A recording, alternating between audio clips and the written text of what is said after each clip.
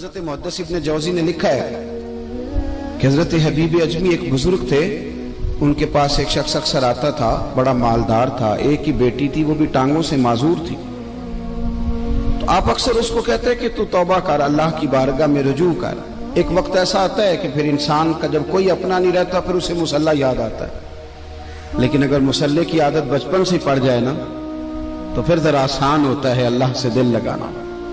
वो अक्सर आप उसको कहते हैं कि ठीक हो जाए कि तो बेटी है, वो भी बेचारी माजूर है, तो कहां दौलत ले जाए। आज करता हूं, हम तारीखें देते रहते हैं ना अल्लाह ताला को माज अल्लाह के रमजान से मैंने नेक हो जाना है, उम्रा करके आऊंगा तो फिर मैं पक्का नमाजी हूं। खुदा के बंदो, किसने तुझे बताया कि रमजान तक तू जिंदा रहेगा? किसने खबर की कि उम्रा करने तक तू बचेगा? हजरत हबीब अजमी उसको कहते तो कहता बड़ी जल्दी ठीक हो जाऊंगा। एक दिन सवेरे सवेरे तौबा करने आ गया। आपने फरमाया क्या हुआ? तो कहने लगा हजरत जी कल एक 15 साल का नौजवान मिला है और मुझे तौबा करा गया। मजा ही इस उम्र में अल्लाह अल्लाह करने का। नबी करीम से मोहब्बत भी करनी हो तो यही उम्र है। इश्क लगा सी खेडा खेड दी नूं ते फिर मैनू खेडा भुल भुल गईयां। कज्जल पाया सी मैं यार दे वेखणे नूं, फिर ओदी याद च रोंदियां ही डुल गईयां। हैदर शाह इस गली कदे ना रुलदी, पर हुण ते रुलदी रुलदी रुल गईयां। जिन लोगों ने अबू जाल को कत्ल किया था उनकी उम्र भी 15 साल थी। हम तो बड़े ही नहीं ना होते सारी जिंदगी, ना हमें को बड़ा होने देता है, हम बड़े ही नहीं होते। ये तो उम्र है कुछ कर गुजरने। 15 साल का नौजवान तौबा करा गया। तो हजरत हबीब अजमी कहने लगे वो कैसे? कहने लगा हजरत जी मैं कल मंडी गया था, मुझे कुछ सामान खरीदना था, तो बगदाद के बाजार से मैंने मछली खरीद ली 10 किलो, बाकी भी सामान तब खुद ले जा नहीं सकता था। तो मजदूर आपको पता है बेचारे आज भी सड़कों पे बैठे हैं।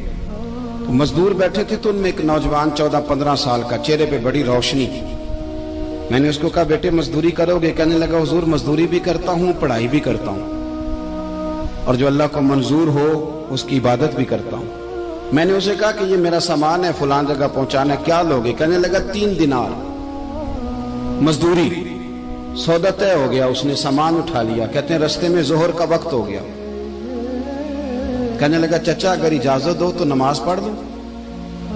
15 साल का जवाब। कहते मैं रख के ना वहां सामान तो फट्टे पे बैठ गया, वो नमाज पढ़ने चला गया। बाकी लोग देर से आए, वो बच्चा जल्दी आ गया।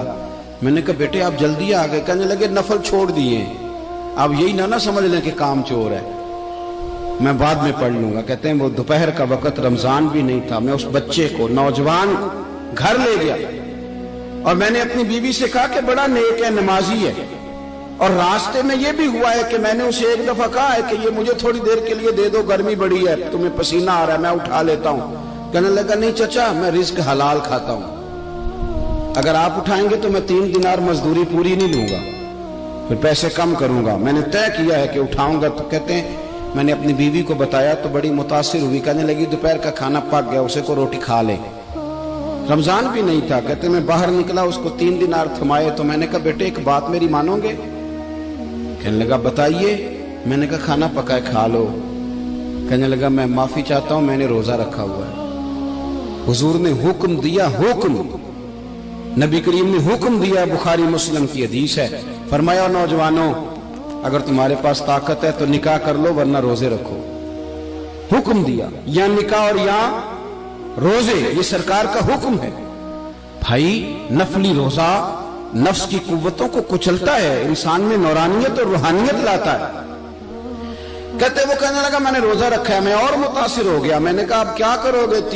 कहीं और जाना है? कहने लगा नहीं, मैं जिस दिन 3 दिनार कमा लेता हूं फिर मैं मजीद लालच नहीं करता, बाकी वक्त या कुरान मजीद पढ़ता रहता हूं या नबी पाक पे दुरूद शरीफ पढ़ता रहता हूं। आप बताएं। तो मैंने कहा कि इफ्तार मेरे साथ कर लो। कहते हैं मैं उसे मस्जिद छोड़ आया और खुद मैं लौट आया। इफ्तार के बाद मैं उसे लाया, खाना खिलाया, इशा पढ़ी। उसका घर दूर था, मैंने ड्राइंग रूम खोल दिया, बैठक खोल दी, वहीं वो सो गया। मेरी 20 साल की माजूर बच्ची कभी चल नहीं सकती थी, कोई तबीब कोई हकीम मैंने छोड़ा नहीं था जिसको दिखाया न हो। एक ही बेटी, वो भी माजूर पैदाइशी।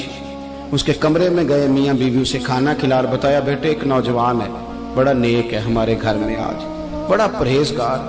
पता है हुजूर ने क्या फरमाया? नबी करीम फरमाते हैं जब नौजवान उठ के तहज्जुद पढ़ता है ना, नौजवान तो अल्लाह फरिश्तों के सामने उस नौजवान पर फख्र फरमाता है। अल्लाह फख्र करता है कि उमर देखो और देखो ये मेरी बारगाह। अल्लाह फख्र करता है, अल्लाह यानी खुदा खुद मेरे मजलिस बूद अल्लाह फख्र करता है। अब सोचे, तो हमने अपनी बेटी को बताया कि नौजवान और बड़ा नेक है, तो कहते हैं वो खाना खिला के हम वापस आ गए। आधी रात का वक्त हुआ तो दरवाजे पे दस्तक हुई। बच्ची अपने कमरे में सो रही थी, हम अपने कमरे में, वो बैठक में। घबरा के उठे कि इस वक्त कौन है दरवाजे पे? तो बेटी कहने लगी अब्बा दरवाजा तो खोलना।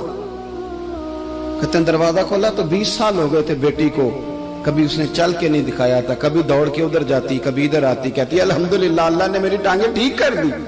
हम दोनों रोने लगे, ए अल्लाह तू कितना करीम है, कैसे हुआ बेटे सारा कुछ? बेटी कहने लगी अब्बा आपने कहा था ना कि नेक नौजवान आया है, तो मेरे दिल में ख्याल आया अल्लाह अगर वाकई नेक है तो उसके सदके मुझे शिफा ही दे दे। या अय्युहल्लज़ीना आमनुत्तकुल्लाह वब्तगू इलैहिल वसीला। तो कहने लगी अभी मेरी दुआ भी पूरी नहीं हुई तो रब करीम ने फजल किया है और मुझे शिफा अता कर दी। कहते हम दौड़ के उसके कमरे में गए और जब हमने हाथ रखा तो दरवाजा पहले से खुला था, एक खत छोड़ गया था। आजकल के पीर की करामत होती तो फेसबुक पे दे देता, बाकियों को भी जरा भूल पता चले। कहते हैं वो खत छोड़ गया अपने बिस्तर पे कि अगर तुम लोगों को मुझसे मोहब्बत हो गई है तो मेरे पीछे ना दौड़ना, उस रब की बारगाह में झुकना जिस रब ने मेरे ऊपर भी फजल फरमाया है और आप पर भी करम फरमाया।